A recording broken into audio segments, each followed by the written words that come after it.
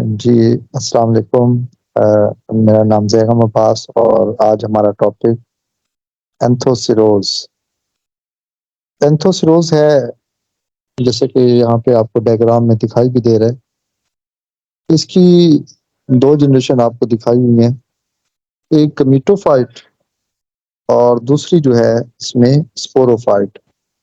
जो इसकी स्पोरोफ़ाइट है, वो हॉर्न शेप है, HORN हॉर्न शेप है, मतलब सींग की तरह है।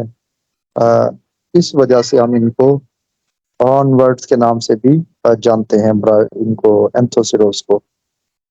उसके अलावा देखिए 2 ही जनरेशन है यहाँ पर भी, एक मीटोफाइट है और दूसरी हमारे पास स्पोरोफाइट है, जैसा कि कल हमने देखा था किसके अंदर, लिवरवर्ट्स के अंदर। यहाँ पर फिर एक स्ट्रक्चर देख लें कि जो स्पोरोफाइट है उसको बेस पे हमने कहा कि इनवॉल्यूकर, कल भी इसके बारे में बात की थी कि इनवॉल्यूकर जो है वो सराउंड करता है। तो आज भी आप इसको देख सकते हैं कि पेरिकार्डियम या इनवॉल्यूकर ये किसको, स्पोरोफाइट को उसकी बेस पे क्या कर रही है, सराउंड कर रही है। कॉलर लाइक या शीथ लाइक स्ट्रक्चर यहाँ पर मौजूद है। बाकी गमीटोफाइट वैसे ही है कि उसने क्या करना है, राइजार्ड्स की मदद से अपने आप को अटैच करना है सॉइल के साथ है। और इसके अलावा हम ये कहते हैं कि जो इसके अंदर कुछ म्यूसिलेज कैविटीज भी होती है और जहाँ पर साइनोबैक्टीरिया जो है वो खास तौर पर मौजूद होते हैं। ये भी क्या है, इनका एक करेक्टर है। जी, नेक्स्ट डायग्राम पे जाइएगा। हाँ जी, मैं यहाँ पर डायरेक्ट इसकी रिप्रोडक्शन पे आ गया, लेकिन रिप्रोडक्शन से पहले वही बातें कि माइटोस्पोर एब्सेंट है। रिप्रोडक्शन कैसे होगी? जेमा कप है, यानी कि जेमी है, उनकी मदद से होती है। और भी एसेक्सुअल यानी कि वेजिटेटिव मेथड्स होते हैं। एंथ्रेडिया पे बात करने से पहले मैं 2 टर्म्स खास तौर पे आप लोगों से डिस्कस करना चाहूँगा। एक एपोस्पोरी है और दूसरा एपोगेमी है, ठीक है? ये 2 टर्म्स ब्रायोफाइट्स में, ट्रिडोफाइट्स में बहुत ज़्यादा यूज़ होती हैं। मतलब ये भी क्या है, आप कह सकते हैं कि एसेक्सुअल रिप्रोडक्शन का एक मेथड है इनके अंदर। अगर हम एपोस्पोरी की बात करें, एपोस्पोरी क्या है? एपोस्पोरी जब भी आप इसको ऐसे याद रख लें कि एपोस्पोरी से मुराद कि किसकी डेवलपमेंट हो रही है, गमीटोफाइट जनरेशन की। स्टार्ट किया हमने किससे? स्पोरोफाइट से, जिनके स्पोरोफाइट से डायरेक्टली तौर पर अगर गमीटोफाइट जनरेशन की डेवलपमेंट होती है तो इसको हम नाम देते हैं एपोस्पोरी का। अब ये डायरेक्टली तौर पे क्या मुराद है, यानी कि आप ये कह सकते हैं कि गैमेट्स की इन्वॉल्वमेंट के बगैर अगर हमने कहा कि स्पोरोफाइट से गमीटोफाइट बने तो इसको हम नाम देते हैं एपोस्पोरी का। तो यहाँ पर आमतौर पे क्वेश्चन पूछ लिया जाता है कि ऐसी जो गमीटोफाइट जिस जो स्पोरोफाइट से बनी है, आप इसे कह सकते हैं एसेक्सुअल रिप्रोडक्शन के जरिए बनी है, तो सीधी सी बात है कि जो क्रोमोसोम नंबर स्पोरोफाइट में होंगे वही सेम गमीटोफाइट में होंगे। मतलब गमीटोफाइट कैसी होगी?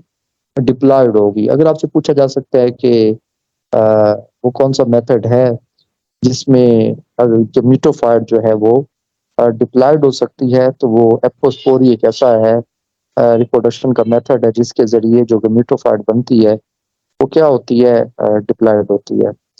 अच्छा, एक और भी केस हो सकता है, जैसे एपोस्पोरी है, दूसरा एपोगेमी होता है।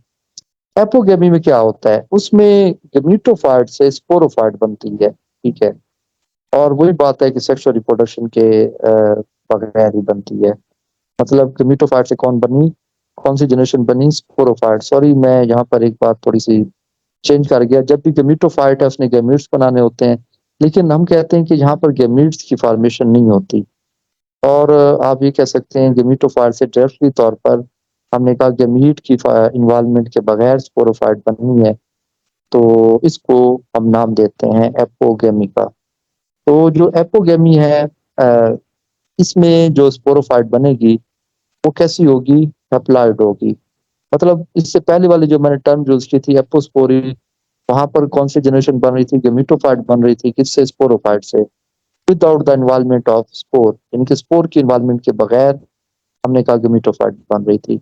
तो ये दो टर्म्स है, अक्सर स्टूडेंट पेपर में भी जिसे कहते हैं इनको याद तो कर लेते हैं लेकिन उलट लिख देते हैं। ठीक है, आपने इतना याद रखना है कि एपोस्पोरी से मुराद टर्म जो है इसमें गेमिटोफाइट की फॉर्मेशन हो रही है, और एपोगेमी से मुराद स्पोरोफाइट की डेवलपमेंट हो रही है। ठीक है, मतलब टर्म्स क्या है आप इसको ऐसे याद रख सकते हैं कि उससे थोड़ा सा ये अपने नाम जो है उस पर नहीं जा रही, नाम से क्या है थोड़ी सी उलट जो है ये इस तरीके से जा रही है। लेकिन फिर ये बताऊंगा कि कॉमन सी बात है या सिंपल सी या आसान सी बात है कि अगर सेक्सुअल रिप्रोडक्शन नहीं है, सेक्सुअल रिप्रोडक्शन है, तो अगर गेमिटोफाइट से स्पोरोफाइट बन रही है तो वो क्या होगी, हैप्लॉइड होगी। इसी तरीके से स्पोरोफाइट से अगर गेमिटोफाइट बन रही है तो वो क्या होगी, डिप्लॉइड होगी।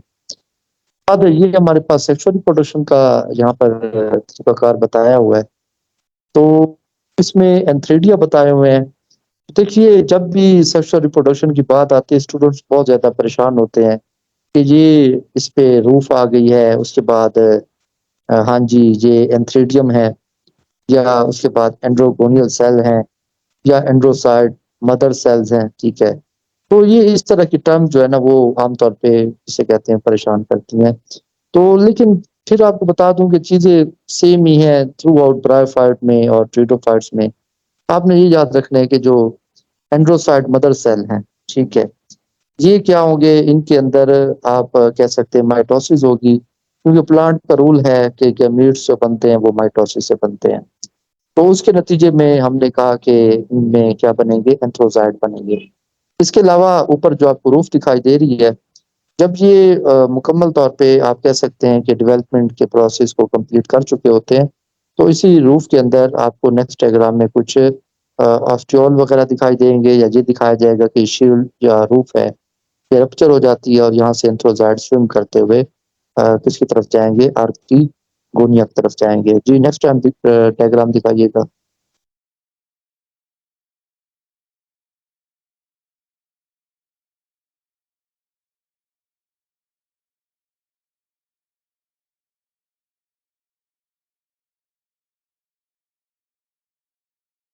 जी नेक्स्ट डायग्राम शेयर कर दिया आपने?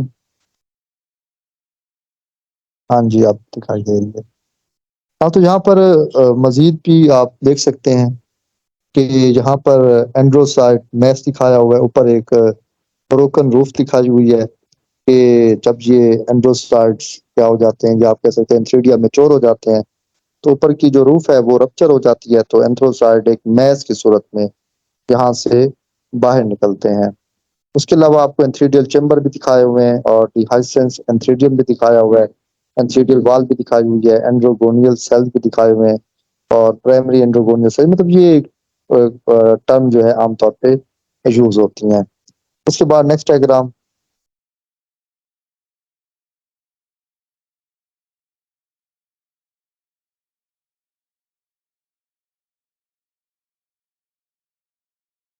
हाँ जी, थोड़ा सा आर की गोनिया की तरफ आ जाते हैं। एंथ्रीडिया तो फिर भी स्टूडेंट को परेशान नहीं करता, आर की गोनिया आमतौर पे परेशान करती है कि इसमें कौन कौन से सेल्स होते हैं। आप इतना से याद रख लें कि ऊपर क्या है, नेक है, और नीचे क्या है, हम कहते हैं कि वेंटर मौजूद है। जो नेक के अंदर सेल्स होंगे उनको हम नेक कैनाल सेल्स का नाम देते हैं, और जो वेंटर है उसमें जो सेल्स होंगे, ठीक है, उसमें क्या होता है, हम कहते हैं वेंटर के अंदर वेंट्रल कैनाल सेल होता है, और उसके नीचे क्या मौजूद है, सबसे बॉटम पे एग न्यूक्लियस जो है वो मौजूद होता है। उसके बाद आमतौर पे जो चीज परेशान करती है स्टूडेंट को कि जो नेक कैनाल है इसके नंबर कैसे याद रखें। देखिए सीधी सी बात है, जो ब्रायोफाइट्स है, ट्रिडोफाइट्स हैं, उनमें अगर आप हर एक में नेक कैनाल्स के नंबर याद रखना शुरू कर दें तो आपके लिए ये थोड़ा मुश्किल हो जाएगा। आप एक फिगर लिख सकते हैं, 5 to 7 नेक कैनाल सेल्स हैं। ठीक है, इस तरीके से एक वेंटर कैनाल सेल होता है, या 1 से 2 वेंटर कैनाल सेल होता है, लेकिन उसके बिल्कुल बॉटम पे क्या मौजूद होता है, एग मौजूद होता है। हाँ, इतना पता होना चाहिए कि जो नेक है उसमें 4 रोज ऑफ सेल्स मौजूद होते हैं। दो टर्म्स है देखिए, एक है नेक नेक कैनाल सेल और दूसरी है नेक सेल। ये ऐसे ही है जैसे कि आपको सुराही देखते हैं, सुराही में जो उसकी दीवार है उससे आप समझ लें कि वो क्या है, नेक नेक सेल्स है। और उसके अंदर जो सेल मौजूद होगा, ठीक है, यानी कि आप इसके अंदर जो चीज़ भी आपने दाखिल की, कोई मतलब प्लांट वगैरह लगा दिया या कुछ भी, तो जो इसकी इनर साइड है उस पर जो खाली जगह है, ये इनर साइड है, उसके ऊपर जो उसके अंदर जो सेल्स होंगे उसके लिए टर्म यूज होती है नेक कैनाल सेल्स की। तो खैर हमने कहा कि एंथ्रोजाइट को लाजमी तौर पे वाटर चाहिए होता है और वो स्विम करते हुए है आर्क की गोनिया तक ही पहुंचते हैं और इसमें मौजूद एग को फर्टिलाइज करेंगे। लेकिन कैसे फर्टिलाइज करेंगे? ऊपर तो नेक कैनाल सेल और वेंट्रल कैनाल सेल्स हैं। देखें वो जब मैच्योर होती है आर्क की गोनिया तो वो डिसऑर्गेनाइज हो जाते हैं, ठीक है। जो सरवाइव करेगा सिर्फ एक ही सेल सरवाइव करता है, वो कौन सा है? एग है। बाकी किसी का सेक्सुअल रिप्रोडक्शन में कोई रोल नहीं है। जी नेक्स्ट डायग्राम।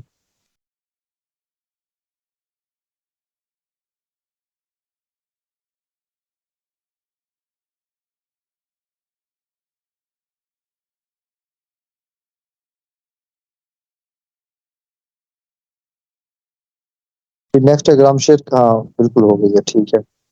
अच्छा यहाँ पर देखिएगा, ऊपर आपको कवर या लिड सेल दिखाया हुआ है, ठीक है। उसके बाद नेक कैनाल सेल, वही बात है, 4 से 6 आपको नेक कैनाल सेल दिखाए होंगे।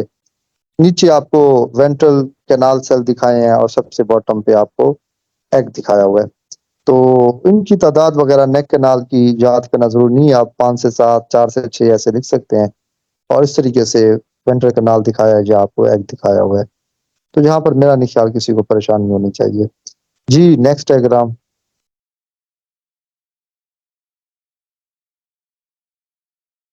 हाँ ये डायग्राम जो है ना, इसकी स्पोरोफाइट जनरेशन की डायग्राम में बहुत इंपॉर्टेंट है। तो इसकी स्पोरोफाइट में आपको तीन, सिर्फ तीन पार्ट्स है, उसके नाम आपको याद रखने होंगे। सबसे सेंटर में क्या मौजूद है? कालोमेला मौजूद है, ठीक है। यहाँ पर लेबल भी किया हुआ है, ठीक है। अगर आप नीचे से देख लें, वैसे इसके दो बेसिक पार्ट है। जो इसकी स्पोरोफाइट जनरेशन है उसमें दो बेसिक पार्ट है। नीचे फुट है और ऊपर क्या मौजूद है? ये सारा का सारा कैप्सूल है, ठीक है। अब सीटा मौजूद नहीं है। एफएससी की बुक में सीटा लिखा हुआ है, लेकिन सीटा मौजूद नहीं होता इसकी स्पोरोफाइट में। दो ही पार्ट्स बताए हैं, कौन कौन से? नीचे फुट है और ऊपर क्या मौजूद है? कैप्सूल मौजूद है। हाँ इन दोनों के जंक्शन में मेरिस्मेटिक रीजन मौजूद है। ये एक इसका एडवांस करेक्टर है जो कि ना तो ब्रायोप्सिडा में है, मतलब ना फ्यूनेरिया और पोलीट्रैकम में है, और ना ही वो लिवर वर्ड्स के अंदर मौजूद है। ये सिर्फ इसी के अंदर मौजूद है, ठीक है। और बाकी जो एडवांस करेक्टर है इसकी और फ्यूनेरिया की हम मैच करेंगे, फिर कल ही डिसाइड करेंगे कि इनमें से कौन ज्यादा एडवांस है। खैर हमने ये बात कर ली कि इसकी जो स्पोरोफाइट है इसके दो बेसिक पार्ट है। फर्दर अगर हम सिर्फ कैप्सूल की बात करते हैं, कैप्सूल में बाहर से अंदर की तरफ जाता हूं मैं, तो सबसे बाहर पर क्या मौजूद है? जहां पर लिखा हुआ है एपिडर्मिस मौजूद है। और इस एपिडर्मिस के अंदर क्या मौजूद होते हैं? स्टोमेटा भी मौजूद होते हैं। देखिए कल लिवर वर्ड्स की बात की थी मैंने, वहां आपको बताया था कि वहां पे कुछ एयरपोर्ट्स तो मौजूद हैं लेकिन उनको हम स्टोमेटा नहीं नाम देते। क्यों नहीं देते? उसकी वजह ये है कि गार्ड सेल्स नहीं होते। यहाँ पर गार्ड सेल्स मौजूद हैं, यानी कि स्टोमेटा एपिडर्मिस में मौजूद है। इसके अलावा एक और फर्क जो कि लिवर वर्ड्स की आप कह सकते हैं स्पोरोफाइट थी, वो मुकम्मल तौर पे डिपेंड कर रही थी किस पे? गमीटोफाइट पे। अब ये जो स्पोरोफाइट है ये इनिशियली तौर पे तो डिपेंड कर रही है, लेकिन उसके बाद हम कहते हैं ये मुकम्मल तौर पे इंडिपेंडेंट हो जाती है। ये किसी तरह से भी गमीटोफाइट पे डिपेंड नहीं करती, ये खुद फोटोसिंथेसिस करती है, अपनी खुराक खुद तैयार करती है।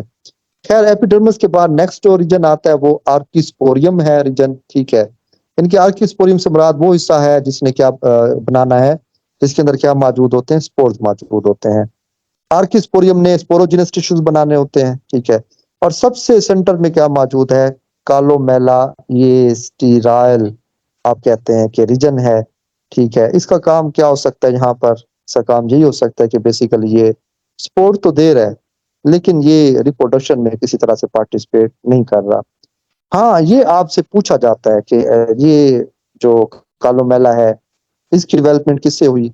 या ये जो इसके स्पोरोजिनस टिश्यूज हैं, इनकी डेवलपमेंट किससे हुई? तो ये आपको बता दूं, कल भी हमने दो टर्म पढ़ी थी, एम्फीथीसियम और एंडोथीसियम वगैरह। ये टर्म मैंने कल भी हमने पढ़ी थी।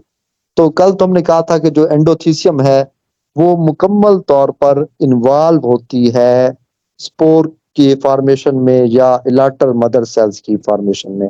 लिवर वर्ड्स की बात की है, लिवर वर्ड्स में एंडोथीसियम का काम क्या था? एंडोथीसियम का काम ये था कि उसने दो तरह के टिश्यूज बनाने हैं, इलाटर मदर सेल्स और दूसरे जिसे आप कहते हैं स्पोर मदर सेल। लेकिन अब देखते हैं कि अब क्या यहाँ पे स्टोरी मौजूद है। जहां पर हम कहते हैं जो एंडोथीसियम है मुकम्मल तौर पर आप कह सकते हैं कि वो फर्टाइल नहीं है, बल्कि उसका जो इनर पोर्शन है, एंडोथीसियम का इनर पोर्शन, वो क्या बना रहा है? वो कालोमेला बना रहा है, स्टेराइल टिश्यू बना रहा है।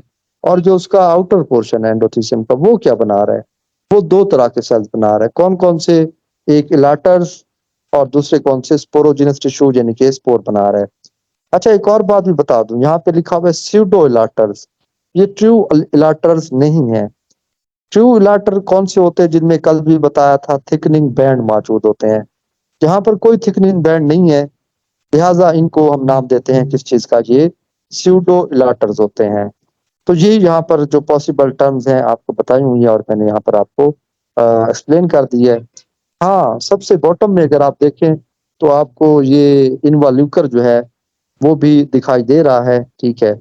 और ये क्या कर रहा है? इसी स्पोरोफाइट को प्रोटेक्ट कर रहा है।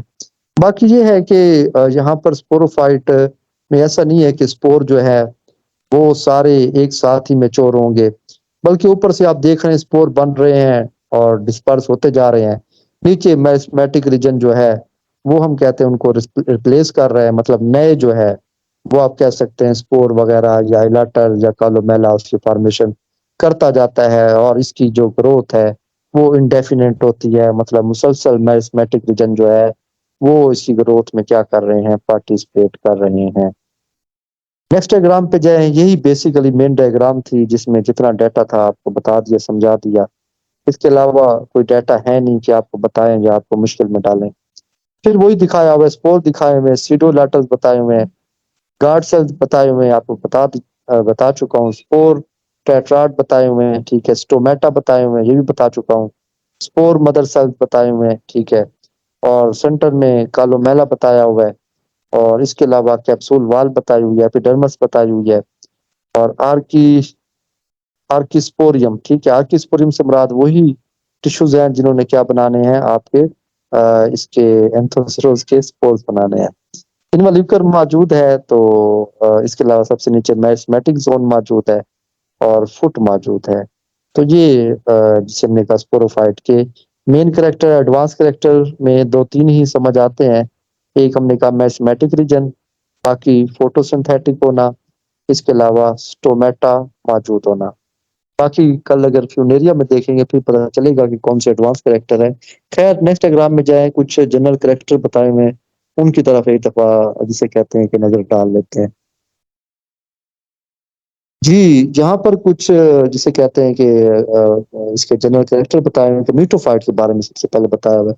सिंपल है, डॉर्सी वेंट्रल है, फ्लैटेंड है। अच्छा, ये भी आप कह सकते हैं डिस्क शेप है या थैलस लाइक है। अभी तक आपको प्रोटोनिमा की टर्म जो है वो दिखाई नहीं दी। मैंने कल भी पढ़ाया था आपको, कौन सा बताया था? मार्केंशिया।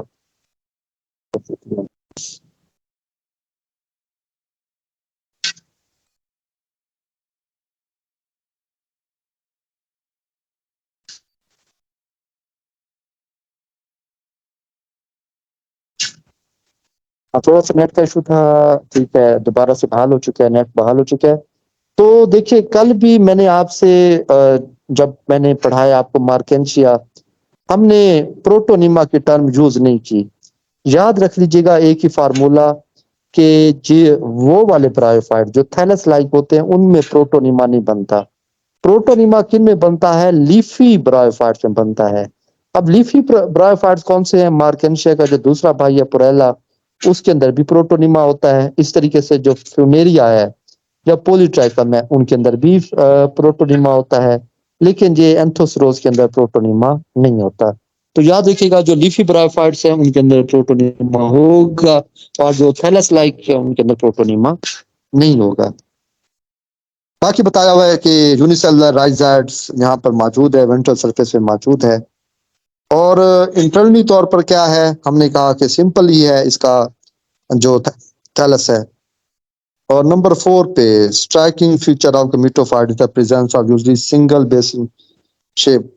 जी क्लोरोप्लास्ट मौजूद है, पारिनाइड है, इनिशियली तौर पर इनके अंदर मौजूद होता है। ये सिर्फ एंथोसिरोज है जिनमें जो है पारिनाइड होता है क्लोरोप्लास्ट के अंदर, बाकी किसी ब्रायोफाइट में पारिनाइड नहीं होता। बल्कि ये करैक्टर आपको अच्छे से पता होगा कि एलजी के अंदर हमने पढ़ा था। अच्छा, उसके अलावा stoma like slime pores each surrounded by two bean shape guard cell भी मौजूद होता है। और इसके अलावा लार्ज कैविटीज होती है जिनके अंदर क्या होता है, म्यूसिलेज होता है। ये भी आपको बता दिया जी। नेक्स्ट।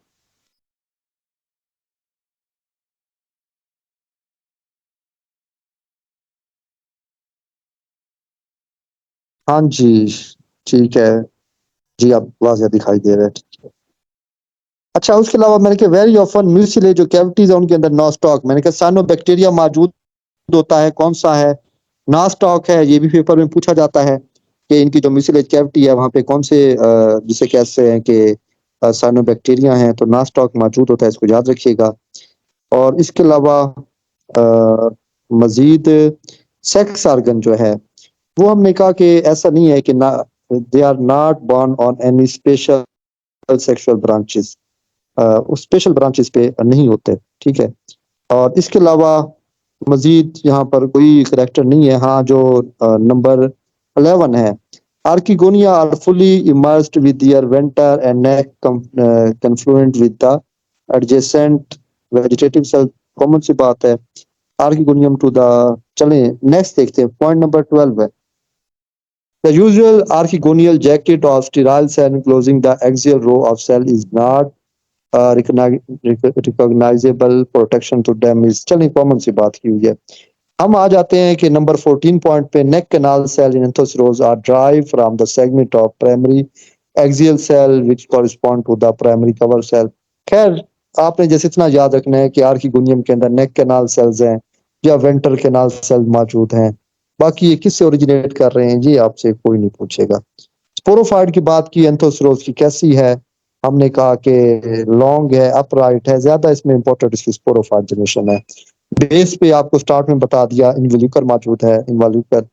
और इसके अलावा फुट होता है, इंटरमीडिएट जोन होता है जिसके अंदर मेरिस्मेटिक रीजन होता है, और कैप्सूल होता है। देखिए लाजमी तौर पर पॉइंट नंबर 16 में लिखा हुआ है कि देयर इज नो सीटा, सीटा एब्सेंट होता है। फुट क्या काम करता है 17 पॉइंट में, आप देखिए वो हिस्टोरियम के तौर पे काम करता है। मतलब उसका काम क्या होता है कि उसने जो गेमिटोफाइट है इनिशियली तौर पर वहां से फूड को अपटेक करना है, बाद में क्या हो जाती है स्पोरोफाइट इंडिपेंडेंट हो जाती है। अच्छा, 18 पॉइंट भी बहुत इंपॉर्टेंट है कि इंटर कैलोरी मेरिस्टेम मौजूद होती है। इसके अलावा बताया हुआ कि 3 बेसिक पार्ट है कैप्सूल के। सबसे अंदर कालोमेला है, उसके बाद आर्किस्पोरियम है, और उसके बाद क्या मौजूद है, कैप्सूल वाल मौजूद है। 19 में क्या बताया हुआ है, कैप्सूल वाल जो है वो सेवरल सेल लेयर्स थिक होती है, उसके अंदर ट्रू स्टोमेटा मौजूद होते हैं और क्यूटिकल मौजूद होती है। 20 में क्या बताया, archesporium is which is derived to spore formation from only part of the sterilization of the potentially fertile tissue Anthoceros. खैर, इसमें कोई खास बात नहीं बताई हुई। जो 21 है यहाँ पे देखिएगा, जो आर्किस्पोरियम है एम्फीथीसियल इन ओरिजिन, जी सॉरी बाय मिस्टेक, बाज़ औक़ात हमसे भी मिस्टेक हो जाती है।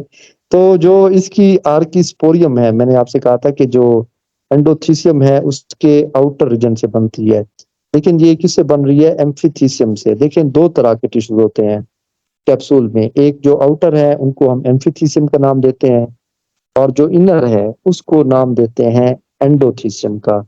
तो जो स्पोर जो है वो किससे बन रहे हैं, जिनकी आर्क किससे बन रही है, वो एम्फीथीसियल से बन रही है, एम्फीथीसियम से। फंक्शन ऑफ स्पोर फॉर्मेशन है thus become transferred from centre to the more superficial region. अच्छा, sporogenous tissue form the spores, और क्या बनाते हैं, हमने कहा कि स्यूडो इलाटर बनाते हैं। Maturation of spore is from the text downward यानी कि नॉन सिंक्रोनस है, ठीक है। तो ये ओवरऑल इसके करेक्टर थे। बाकी आपको बता दिया कि जो सूडो लेटर हैं, हमने उसको सूडो लेटर का क्यों नाम दिया।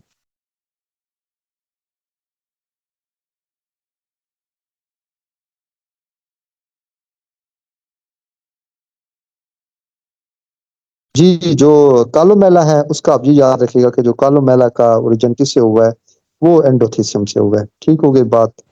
तो ये था आज का लेक्चर। मजीद देखिए नेक्स्ट अगर कोई है तो ओके, वरना मेरा ख्याल है कि यहाँ पे लेक्चर कंप्लीट होता है।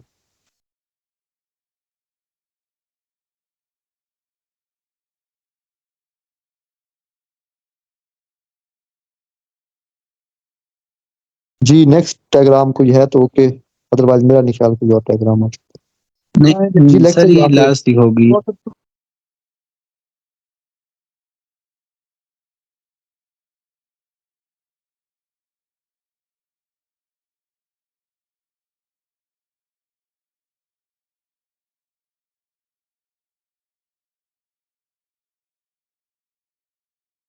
डेली। हाँ, मुझे पता है यहाँ पर जी कंप्लीट हो गया। यहाँ पर असल में नेट का इशू